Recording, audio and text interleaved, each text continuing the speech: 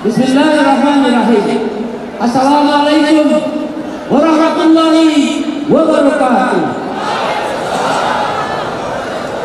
Shalom, Om Swastiastu, nama budaya, salam kebajikan. Semoga kita semua dalam keadaan sehat, sesuai doa dan keyakinan kita masing-masing.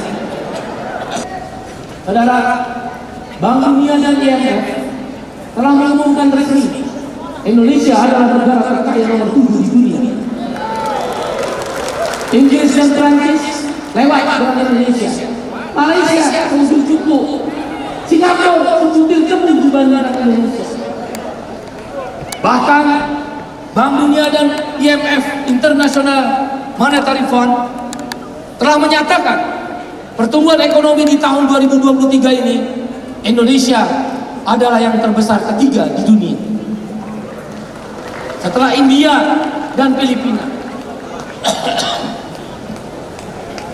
Saudara, kalau kita mengikuti angka-angka yang dipertontonkan secara makroekonomi, rasanya kita berterima kasih, mengapresiasi dan menghormati kerja-kerja daripada pemerintahan negeri ini.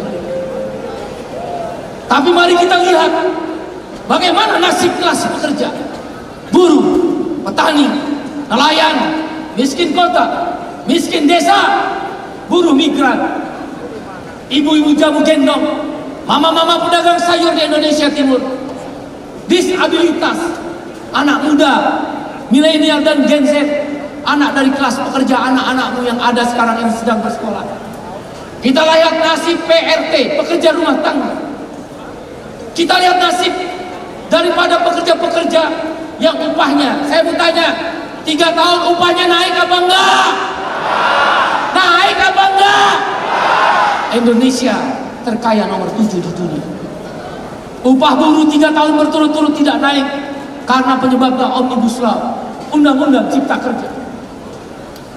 Omnibus Law telah menempatkan warga negara hanya sebagai skrup-skrup pembangunan. Kamu kaum buruh, kamu petani, kamu nelayan, kamu miskin kota, kamu buruh migran, kamu pekerja rumah tangga, kamu rakyat jelata, perutmu telah diukur, perutmu hanya dihitung oleh negara dan pemerintah dengan upah murah, tanah yang dirampas, nelayan yang membeli solar lebih mahal daripada tangkapan ikan. Saya mau tanya sama kamu, mau atau tidak dijadikan masyarakat termarginalkan? Mau atau tidak? Mau atau tidak? Satu kata apa? Satu kata apa? Lawan! Lawan! Lawan! Lawan! Lawan! Lawan! Partai Buruh didirikan dan didedikasikan untuk melawan ketidakadilan. Partai Buruh kita dirikan untuk memastikan tidak ada lagi orang yang dibunuh hanya karena berbeda pendapat. Partai Buruh kita dedikasikan untuk memastikan para korporasi tidak lagi merampas tanah-tanah rakyat. Kami akan perjuangkan land reform, reforma agraria. Sinarmas, come here. Berapa tanahmu sekarang nguasain hutan-hutan, sawit-sawit dan pertambangan? Siap Bapak Partai Buruh? Siap Ibu Partai Buruh. Berapa? Ini kalau kita masuk ke parlemen, DPR. Kami punya hutan sawit, kami punya kebun sawit dan hutan pertambangan 3 juta hektar. 3 juta hektar itu berapa meter? Garda meter. Woi, garda meter. Laskan. Berapa? Lepaskan. 3 juta hektar itu artinya 30 miliar meter persegi. 30 miliar meter persegi. Tanah perumahan rumah buruh berapa meter? Berapa? 30 miliar meter persegi. Tanah buruh 60 meter persegi. Coba Garda Meter, Laskar SPN. Kalau yang menang saya kasih sepeda. Serius.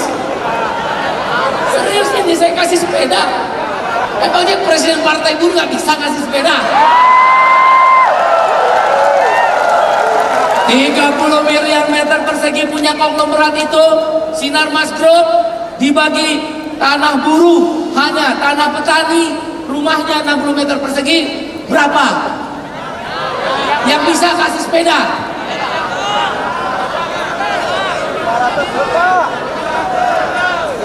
30 miliar dibagi 60, 500 juta rumah bisa dibangun, dimiliki oleh satu orang. Saudara, satu orang dia menguasai 500 juta. Jadi kalau nanti kita nikah, anak kita, wah, dia akan dapat 500 juta dibagi penduduk Indonesia berapa? 260 juta. Ya kira-kira 500 juta bagi 260 juta berapa? Ah, lu bener matematika lo 5. Buruh, oh buruh. Nasibmu buruh, petani, oh petani. Jadi begitu anak kita, oh, satu orang ini Sinarmas bisa dapat, oh, dapat 2 rumah. Kira-kira, udah kalau begitu kita nikah yang banyak. Maksudnya anak yang banyak. Salah. Ya yang ngedemen aja ya yang saya salah ngomong. Jadi begitu banyak anak, satu anak kan, oh, 2 rumah, 2 anak, 4 rumah. Coba kau lihat saudara, betapa tidak adilnya negeri ini. Kau lihat tukang beca di Bandung, kau pergi tukang beca yang ada di Semarang, mereka di tengah malam meringkuk di atas becanya karena mereka tidak punya rumah. Kau pergi keluar dari sini, dari Kelapa Gading, ada daerah Cilincing, ada daerah Penjaringan. Para supir bajai, dia tidur di belakang bajai, di jok belakang, karena mereka tidak punya rumah. Saya tanya abang beca di Bandung, Bang, kenapa abang tidur di atas beca? Kenapa abang nggak sewa rumah? Bang Iqbal, kalau saya sewa rumah, buat anak saya dari mana? Kalau saya ada kontrakan rumah, berapa uang yang harus saya kirim ke anak saya? Tidak ada. Maka saya bela-belakan pulang 2 minggu sekali, selama 2 minggu sebagai tukang beca, saya tidur di beca. Kau pergi ke daerah Jakarta Utara seberang dari sini, Kelapa Gading, ada manusia gerobak, anaknya 2 tidur di gerobak, suaminya mendorong gerobak, istrinya mendorong dari belakang. Begitu hujan, mereka berhenti di kolong jembatan tol yang ada sepanjang jor yang kita sebut dengan jor tol dalam kota. Di bawah itulah mereka tidur di gerobak. Mereka tidur di gerobak karena mereka tak mampu untuk mengontrak ataupun mencicil rumah. Indonesia terkaya nomor berapa? Tidur di atas gerobak, tidur di dalam beca, tidur di dalam bajai. Tapi ada satu orang menguasai 30 miliar meter persegi tanah. Adil atau adil? Adil atau adil? Adil atau adil? Satu kata, Abah. Abah. Abah. Partai Buruh digunakan untuk melawan itu secara konstitusional nanti di parlemen. Gampang. Lagi sidang paripurna, interupsi pimpinan sidang. Semua anggota Partai Buruh, insya Allah Partai Buruh dapat 20 kursi DPR. Amin. Hei, kamu semua anggota fraksi Partai Buruh, nanti kalau sidang paripurna begitu dibuka, langsung berdiri semua 20 orang. Interupsi pimpinan sidang. Kami menerima laporan dari Masa Petani, Serikat Petani Indonesia, bahwa tanah mereka telah dirampas yang dikuasai 3 juta hektar. Kalau kamu di parlemen, kalau kamu punya kuasaan, kamu bisa panggil itu Sinarmas. Hei Tuan Sinarmas, hei Tuan Agri Astra Industri, hei Tuan Salim Group, hei Tuan-tuan konglomerat, tolong pimpinan sidang, pimpinan DPR, panggil itu tuan-tuan itu. Ada petani yang tanahnya dirampas, ada buruh yang gak punya rumah, kontrak diusir-usir, karena upah outsourcing lebih murah dari upah minimum. Kita bisa lakukan itu, saudara. Dan saya berjanji kepada kamu melalui apa yang saya sampaikan. Isyhadu, kau persaksikan, begitu partai buruh masuk parlemen, langkah pertama kita land reform, reforma agraria. Rebut kembali tanah-tanah rakyat. Kembalikan tanah-tanah rakyat. Tuan Asia Agri, Astra Group, berapa tuan punya tanah? Oh, Pak Partai Buruh, Ibu Partai Buruh, tanah kami adalah 2 juta hektar. Melalui sidang paripurna dan sidang DPR RI untuk disahkan pemerintah, Partai Buruh akan bersikap kembalikan 1 juta hektar. Dulu kamu beli berapa? Kamu rampas tanah petani-petani itu kamu beli berapa? Boleh cuma 3.000, negara akan bayar 20.000, 6 kali lipat, hampir 7 kali lipat. Dia bilang nggak bisa, kami udah menolak ini tanah. Kalau kamu ngomong sekali lagi, kami ambil 1,5 juta hektar. Siap Pak Partai Buruh, siap Ibu Partai Buruh, kami serahkan. Ya, itu kekuasaan namanya. Kita bisa gila, cara gila lawan dengan gila. Kenapa saya bilang gila? Betapa rakus dan terakapnya tanah-tanah dirampas hanya untuk kepentingan kelompok-kelompok tertentu.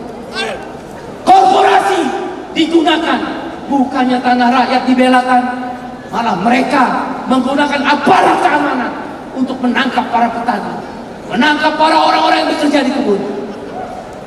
Kau lihat upah buruh, perut mau diukur, naik 1,08% sebelum tahun yang lalu. Ada di Aceh, mana Aceh? Ada Aceh enggak? Aceh, berapa naik upahnya tahun lalu? 1.400 rupiah. Gua kasih tahu ya, gua kasih tahu malu semua nih. Buruh Aceh, itu ada saksinya tuh. Di sini ada 38 provinsi ini hadir. 445 kabupaten kota. Saya ambil Aceh. Saya kasih tahu ke kamu ya, betapa jahatnya kamu dihargai. Tahun lalu 2022 di Aceh dinaikkan upah hanya 1.400 rupiah. 1.400 rupiah bukan sehari, sebulan. Buruh, kamu perutnya dihargai 1.400 sebulan. Setuju atau setuju? Setuju atau setuju? Jahat gak Pak? Saya mau tanya sama kamu. Ketika di Aceh, oleh pemerintah Aceh, atas instruksi pemerintah pusat, upahnya hanya naik 1.400 rupiah sebulan. Saya tanya sama kamu, ada nggak 9 partai politik di parlemen membela buruh Aceh? Ada nggak? Ada nggak? Mana Jepara? Ada Jepara. Berapa naik upah kamu 2022? Berapa? 0. Sama. Jepara, tahu Jepara nggak? Tahu Jepara nggak? Dekat Los Angeles, sampingnya. Tuh kata dia, ini saya bukan ngomong, bukan ngemeng-ngemeng. Tuh kata dia, naiknya berapa? 1.400 rupiah. Sebulan apa sehari? Jepara masih di Jawa, kotanya dekat ibu kota, paling cuma 4-5 jam, naik upahnya 1.400. Berapa naik upahnya? 1.400 sebulan. Buruh, gua kasih tahu sama lu. Kalau ke toilet lu bayar berapa? 1 kali apa 2 kali? 1.400 di Aceh, 1.400 rupiah di Jepara. Mau ke toilet aja lu nombok 600 perak. Jahat apa jahat? Inilah kekuasaan pemilik modal yang rakus dan serakah. Mereka kendalikan kekuasaan, mereka kendalikan menteri-menteri, mereka kendalikan parlemen DPR. Tapi tak ada satupun yang datang kepada kamu para petani yang tanahnya dirampas, tanah Papua yang begitu kaya raya. Papua itu, saya pergi ke Johannesburg. Tahu Johannesburg nggak? Mana? Saya pergi ke Johannesburg dan Durban di South Africa, Afrika Selatan. Di Afrika Selatan, kalau gali emas itu harus sampai 5 kilo, 6 kilo. Ke bawah digali baru dapat emas. Mana Papua? Woi Papua, angkat tangan Papua, berdiri Papua. Papua berdiri Papua.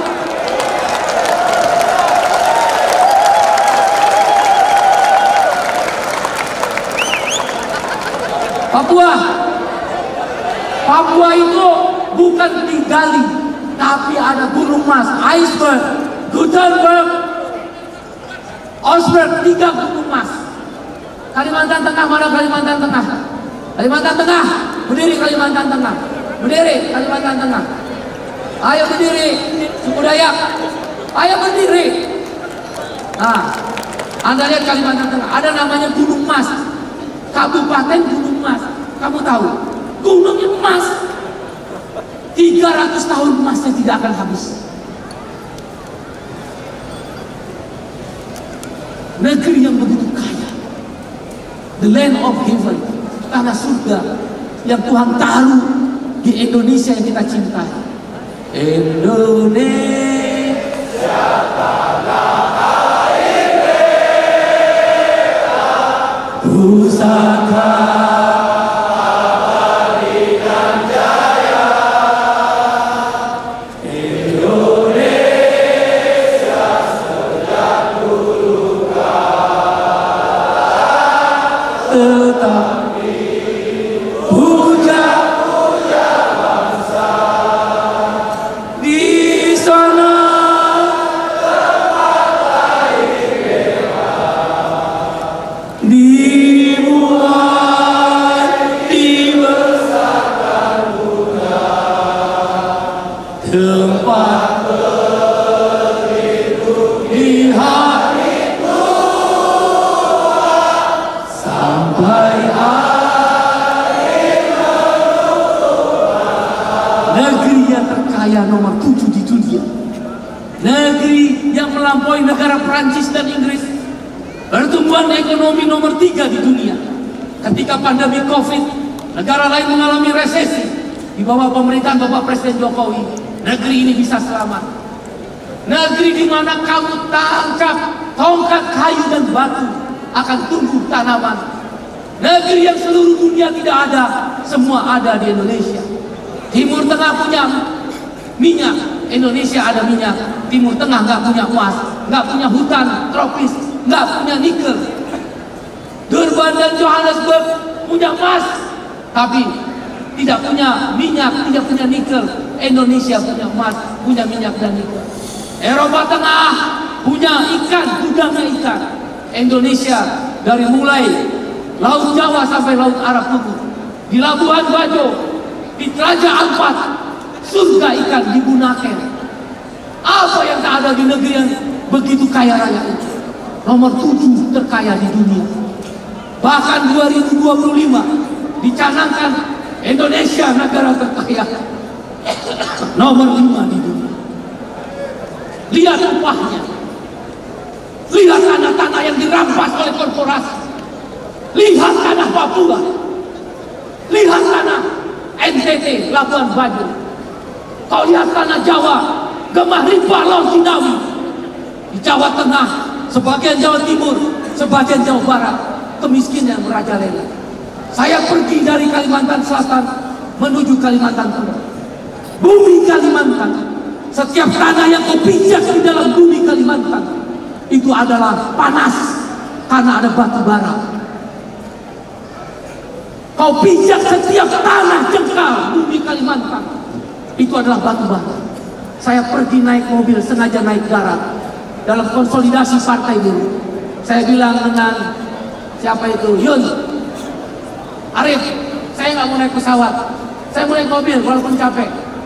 Sepanjang jalan, bumi yang kaya dengan batu bara, yang setiap jengkal tanahnya adalah emas hitam.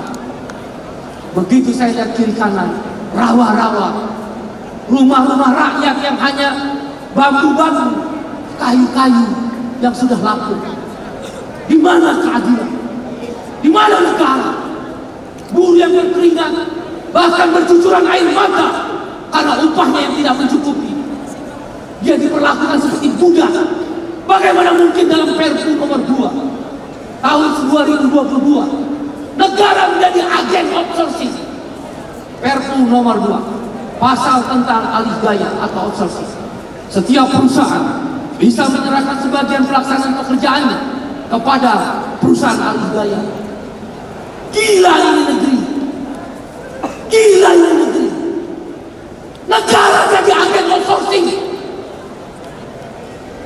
Bagaimana mungkin dalam pasal Perpu negara bertindak sebagai agen outsourcing? Karena dalam pasal lainnya disebut sebagian pelaksanaan pekerjaan kepada alih daya yang menentukan adalah pemerintah. Kok pemerintah jadi agen outsourcing?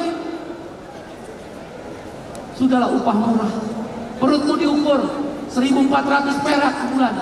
Tanah-tanah dirampas, gunung emas yang dimiliki tanah Papua, Papua Barat, Maluku, itu Blok Masela. Mana Maluku? Maluku, mana Maluku? Ah, itu Maluku. Blok Masela itu sumber minyak yang luar biasa. Tanya rakyat Maluku, berapa pendapatannya? Maluku Utara diumumkan oleh pemerintah, pertumbuhan ekonominya 27%, terbesar seluruh dunia. Mana Maluku Utara?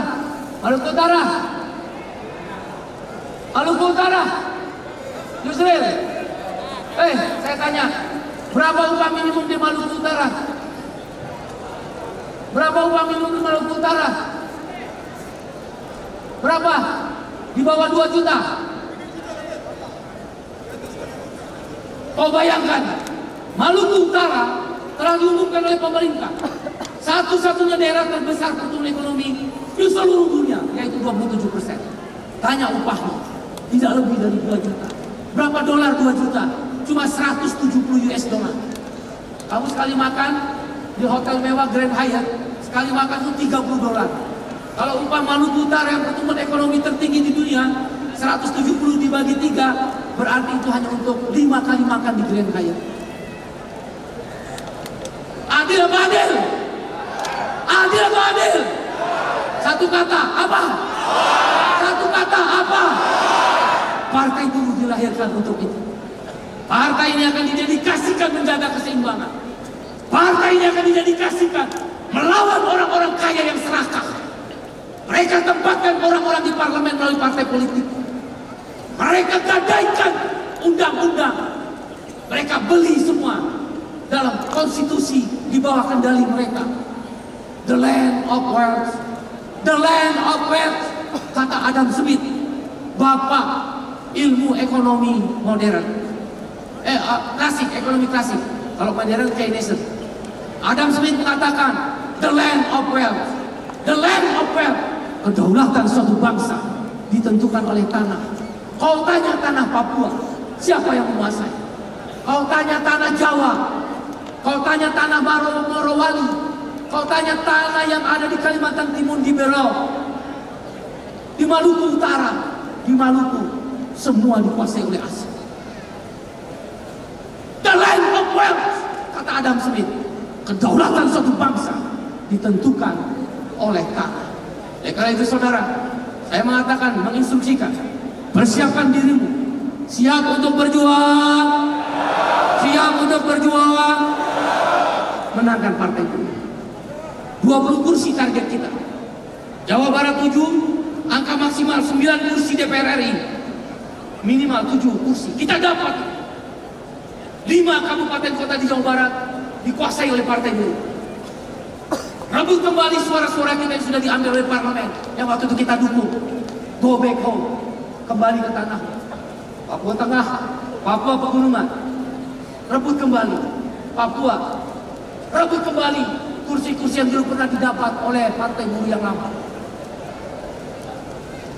5 daerah, 5 provinsi, Jawa Barat, Jawa Timur, Kepri, Batam khususnya, Banten dan DKI. Rebut 20 kursi. Begitu kita menjaga anggota DPR RI, 5 bupati wali kota kita rebut. Kita akan berjuang Bapak. Di tinta bupati dan wali kota akan tersirat. Misal kemarin naiknya 10% di tingkat bupati, naik ke gubernur diturunin jadi 6% naik upah. Disuruh bupati, takut bupatinya. Dia lebih takut dengan kekuasaan dan jabatan.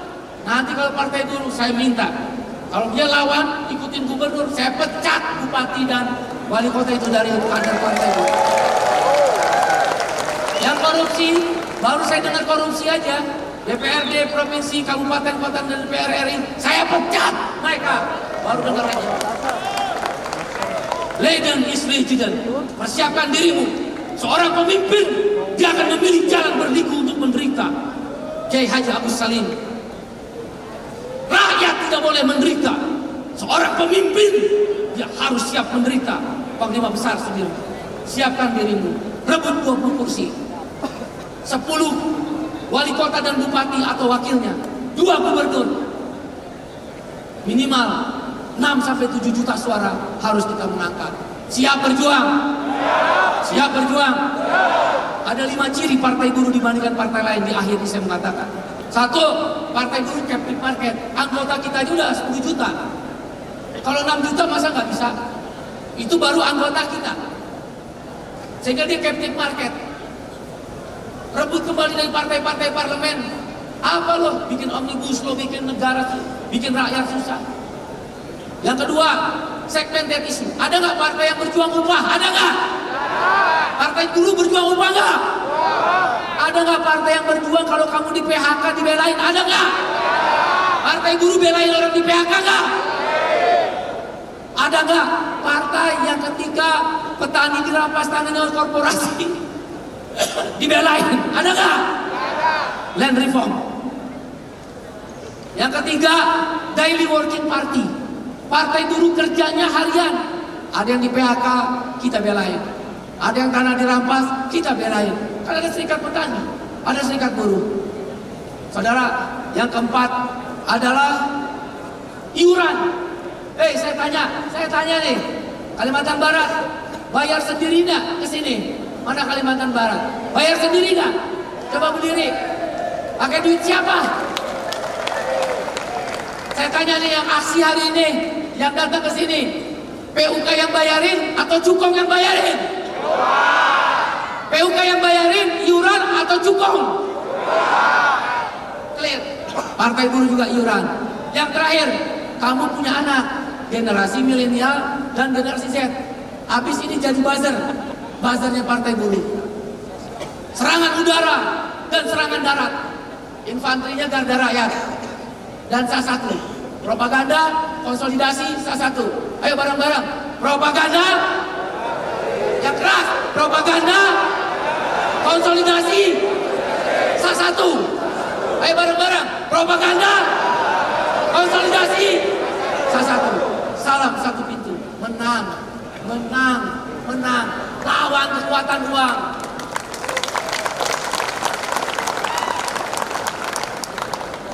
Ya, anak kamu harus jadi buzzernya partai buruh. Kan milenial dan Gen Z, jumlahnya itu 60%. 60% itu pemilihnya milenial apa Gen Z. Anak kamu, emangnya anak orang kaya milenial? Mukamu walaupun kusut gitu ya anaknya disebut milenial. Gen Z juga. Ntar main TikTok, main Instagram. Ya kalau Oji atau Amir yang main TikTok, orang udah enak duluan. Siap berjuang? Siap berjuang? Menangkan partai buruh ya. Insya Allah pulang dari sini gerakan 440 kabupaten kota. Ayo berdiri semua kawan-kawan daerah. Ayo beri aplaus kalau pada kawan-kawan daerah. 38 provinsi, 442 kabupaten kota. 442 kabupaten kota. Terima kasih. Besok kita rapat kerja nasional. Dalam rapat kerja nasional akan didiskusikan siapa calon presiden dan calon wakil presiden dari partai buruh.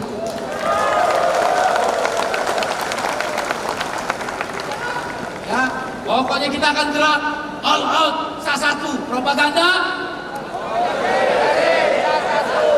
Sekali lagi propaganda. Bayar sendiri. Bung Iqbal, saya nggak punya kaos. Sini, duitmu berapa? Patungan. Betul apa betul? Lawan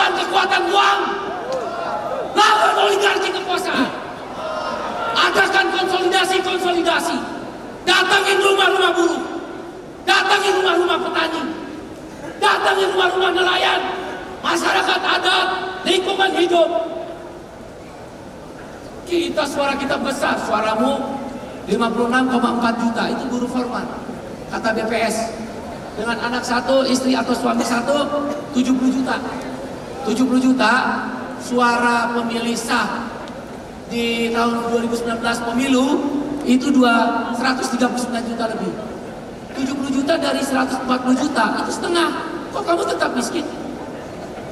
Kok upah kamu murah? Papua kok tetap miskin? Maluku Utara, Maluku. Padahal suara kamu 70 juta. Bangkit melawan. Sekali layar terkembang, pantang surut untuk satu tindak ke belakang. Rawe-rawe rantas. Mana bumi dipijak, di situ langit dijunjung. Menangkan partai buruh. Saya bertanya, siap memenangkan partai buruh? Siap memenangkan partai buruh? Siap memenangkan partai buruh? Rapat Kerja Nasional akan, dengan ini saya buka secara resmi. Wah, wah, wah, wah, wah, wah, wah, wah, wah, wah, wah, ayo bareng-bareng. Wah, wah, wah, wah, wah, wah, wah, wah. Itu salamnya orang Papua ya? Ayo satu lagi bareng-bareng. Salamnya orang Papua. Wah, wah, wah, wah. Betul begitu Papua. Hidup Papua. Hidup buruh yang melawan. Nah, sekarang kita dengerin TPK.